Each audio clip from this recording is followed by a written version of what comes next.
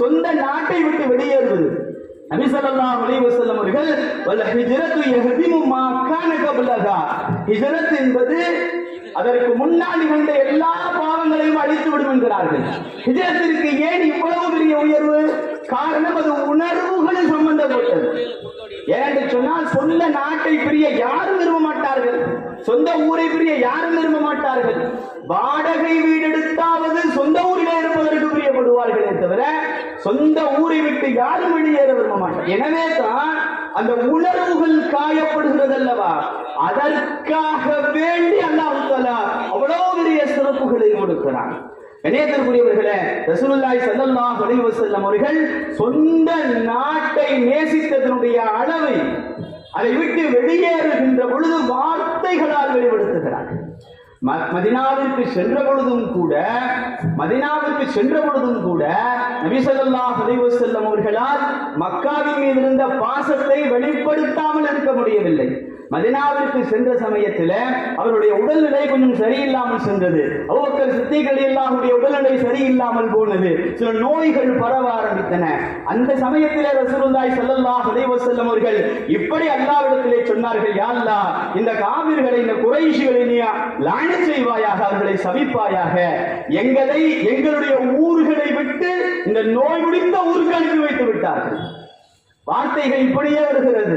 எங்களை நோய் பிடித்த இலா பலதில் பபா என்கின்ற வார்த்தை ஹதீஸிலே வருகிறது. அந்த ஊருக்கு அனுப்பி வைத்து விட்டார்களே என்கின்ற வேதனையோடு நபிகளார் வார்த்தையை பதிவு செய்கிறார்கள். அப்படி பதிவு செய்துவிட்டு அல்லாஹ்விடத்திலே துஆ செய்தார்கள், அல்லாஹும்ம ஹப்பிபு இலைனல் மதீனத, யா அல்லாஹ், மதீனாவை எங்களுக்கு பிரியமானதாக ஆக்கி வைப்பாயாக.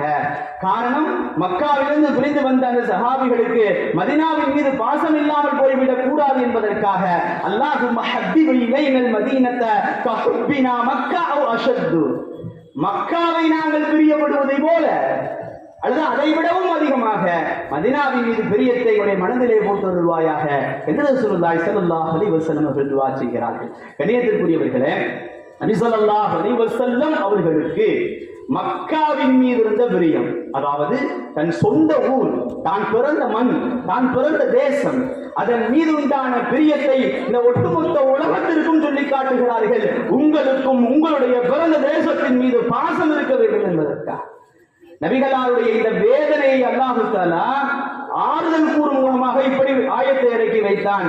வகஅய்யும் மின் கரியத்தின் ஹிய அஷத்து குவத்தம் மின் கரியத்திக அல்லதி அக்ரஜத், நபியே, உங்களை வெளியாக்கினார்களே, நபியே, நீங்கள் கவலைப்பட்டுக் கொண்டிருக்கிறீர்களே, நீங்கள் வேதனைப்பட்டுக் கொண்டிருக்கிறீர்களே, உங்களை வெளியாக்கி விட்டார்கள் என்று சிரமப்பட்டு கஷ்டப்பட்டுக் கொண்டிருக்கிறீர்களே, அந்த ஊரை விட எத்தனையோ பலசாலிகளான ஊர்களை அதற்கு நாகும் அளித்திருக்கிறோம். பல நாசிரலகும், அவர்களுக்கு உதவி செய்பவர்கள் யாரும் இருந்ததில்லை என்று அல்லாஹ் தஆலா நபி ஸல்லல்லாஹு அலைஹி வஸல்லம் அவர்களுக்கு ஆறுதல் கூறுகிறார்.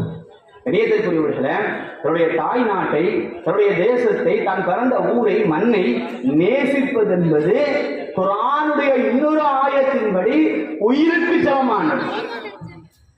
நம்முடைய உயிரை எப்படி நேசிப்போமோ அந்த அளவுக்கு நம்முடைய பிறந்த மண்ணை நாம் நேசிக்க வேண்டும், நாம் பிறந்த தேசத்தை நாம் நேசிக்க வேண்டும். பனூ இஸ்ரவேலர்கள் மூசா அலைஹிஸ்ஸலாம் அவர்களுடைய கட்டளைக்கு செவிசாய்க்கவில்லை, மாறு செய்கிறார்கள். அல்லாஹ் தஆலா அதற்கு குற்றப்பரிகாரமாக இரண்டு விஷயங்களை சொல்லி காட்டுகிறான். வலவன்னா கதபுனா அலைஹிம், அவர்களுக்கு நாம் கட்டளையிட்டோம், அனிக்துலு அன்ஃபுஸக்கும், அவர்கள் தங்களை தாங்களே கொலை செய்து கொள்ளட்டும், அவிஹ்ரிஜூ மின் தியாரிக்கும், அல்லது அவர்களுடைய சொந்த வீட்டை விட்டு, ஊரை விட்டு வெளியேறிவிடட்டும். அல்லாஹ்வுடைய வார்த்தையை கவனியுங்கள். தன்னைத்தானே கொலை செய்து கொள்வதும் தாய் நாட்டை விட்டு வெளியேறுவதும் அல்லாஹ் சமமாக சொல்லி இருக்கிறார். ஒரு மனிதனுக்கு தன் தாய் நாட்டை விட்டு வெளியேறுவது என்பது தன்னுடைய உயிர் போவதற்கு சமமானது என்பது இந்த திருவசனத்துடைய பொருள். தான் உயிர் போனால் எவ்வளவு சிரமப்படுவானோ, கஷ்டப்படுவானோ, அதே அளவு சிரமமும் கஷ்டமும் வேதனையும் தன் தாய் நாட்டை பிரியும் பொழுது ஏற்படும் என்பது அல்லாஹ் தஆலாவுடைய மிகப்பெரும் வார்த்தைகள் ஆகும். கண்ணியத்திற்குரியவர்களே, அப்படிப்பட்ட தன் உயிரும் மேலான, தன் உயிருக்கு உயிரான தன்னுடைய தேசத்துக்கு ஏதாவது ஒரு ஆபத்து, அது அடிமைப்பட்டு கிடக்கிறது என்று வருகின்ற பொழுது இஸ்லாமியர்கள் எவ்வாறு சும்மா இருப்பார்கள், எவ்வாறு அமைதியாக இருப்பார்கள், எவ்வாறு போராடாமல் இருப்பார்கள்? இன்னும் சொல்ல போனால் அடிமைப்பட்டு கிடப்பது என்பது இஸ்லாத்தில எந்த விதத்திலும் யாருக்கும் உரிமை கிடையாது. யாரையும் அடிமைப்படுத்துவதும் யாருக்கும் உரிமை கிடையாது. இஸ்லாத்துடைய மூல மந்திரமான லா இலாஹ இல்லல்லாஹ் என்கின்ற வார்த்தையுடைய தாத்பரியமே அல்லாஹ்வை தவிர வேறு இறைவன் இல்லை, அல்லாஹ்வை தவிர நான் யாருக்கும் அடிபணிய மாட்டேன், அல்லாஹ்வை தவிர நான் யாருக்கும் அடிமையாக இருக்க மாட்டேன் என்கின்ற அந்த மூல மந்திரம் இருக்கிறது. அது அடிமை தனத்தை ஒழித்து கட்டுகின்ற மூல மந்திரங்கள். இன்னும் சொல்ல போனால் சுதந்திர போராட்ட வீரர்கள் என்பவர்கள் முதலிலே நபிமார்கள். நபி மூசா அலைஹிஸ்ஸலாத்து வஸ்ஸலாம் அவர்கள் ஃபிரௌனிடத்திலே சென்று சொல்லிய முதல் வார்த்தை அன் அர்சில் மஅனா பனி இஸ்ராயீல். எந்த பனு இஸ்ராயேலர்களை நீ அடிமையாக ஆக்கி வைத்திருக்கிறாயோ அப்படிப்பட்ட அந்த பனு இஸ்ராயேலர்களை என்னோடு அனுப்பிவிடு, என்னோடு அனுப்பிவிடு, அவர்கள் அடிமை தலத்தை உடைத்து விடு, அவர்களை என்னோடு அனுப்பிவிடு என்கின்ற அன் அர்சில் மஅனா பனி இஸ்ராயீல் என்கின்ற வார்த்தைகள் தான் நபிமார்களுடைய சுதந்திர போராட்டத்தினுடைய முதல் முழக்கமாக இருந்திருந்தது. கண்ணியத்திற்குரியவர்களே, நபி ஸல்லல்லாஹு அலைஹி வஸல்லம் அவர்கள் தன்னுடைய காலத்திலே யாரெல்லாம் அடிமையாக இருந்தார்களோ அத்துணை பேர்களையும் இஸ்லாத்திற்கு மாற்றி அடிமை தலத்தை முற்றிலுமாக ஒழித்து கட்டியவர்கள்.